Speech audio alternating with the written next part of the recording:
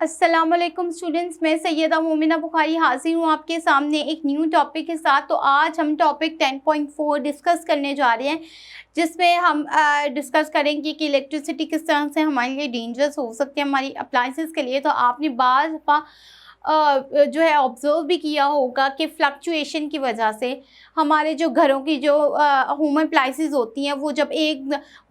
दम से light switch off होती है, पीछे से ही वापडा की तरफ से लाइट जाती है और एकदम से लाइट जब आती है तो बाज़ औक़ात जो होती हैं वो हमारे घरों की जो चीज़ें होती हैं, मशीनरीज़ होती हैं, वो जल जाती हैं। वो किस तरह से होती हैं? जब हमारी जो लाइट होती है, जब पीछे से ही वायर्स में से करंट जो होता है वो बहुत ज़्यादा एकदम से फ्लो में आने लग जाता है कि उस करंट को कंट्रोल करने के लिए जो रेजिस्टेंस लगाई जाती हैं, वो रेजिस्टेंस जो होती हैं वो वर्किंग में नहीं होती और एकदम से जब इलेक्ट्रिसिटी आने की वजह से करंट एकदम से फ्लो होता है और वो हमारी अप्लाइंसेस तक इतना करंट जब पहुँचेगा, अब सपोज दैट 220 वोल्ट जो है वो करंट वायर में से 220 वोल्ट का जो करंट है वो पास थ्रू हो रहा है।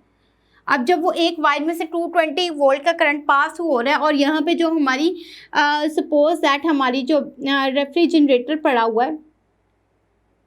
हमारा जो रेफ्रिजरेटर है उसकी जो कैपेसिटी है कि वो कितना करंट जो है बॉदर कर सकती है, कितना करंट जो है वो बियर कर सकती है, वो सपोज दैट जो है वो 100 वोल्ट जो है वो करंट बियर कर सकता है हमारा रेफ्रिजरेटर। अब जब वायर में से आ रहा है 220 वोल्ट का करंट और जब वो हमारे रेफ्रिजरेटर तक, हमारी मशीनरी तक पहुंचेगा और जब इसमें से पास करेगा तो क्या होगा? अब जो इसकी कैपेसिटी से बढ़ जाएगा जब करंट, जब एक डिवाइस की कैपेसिटी से ज़्यादा करंट उसके अंदर फ्लो हो उसके अंदर एंटर होता है, फ्लो होना शुरू हो जाता है, तो हमारी डिवाइसेस जो होती हैं वो जल जाती हैं। इसीलिए टेक्नोलॉजी के साथ साथ ही कुछ ऐसे डिवाइसेस जो हैं वो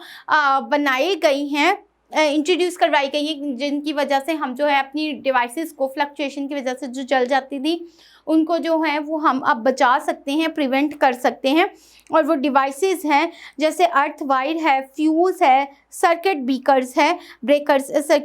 हैं। इन अप्लाइंसेस को आप जो है इंस्ट्रूमेंट्स को, टूल्स को आप यूज़ करके जो अपनी होम अप्लाइंसेस होती हैं उनको आप प्रिवेंट कर सकते हैं जलने से।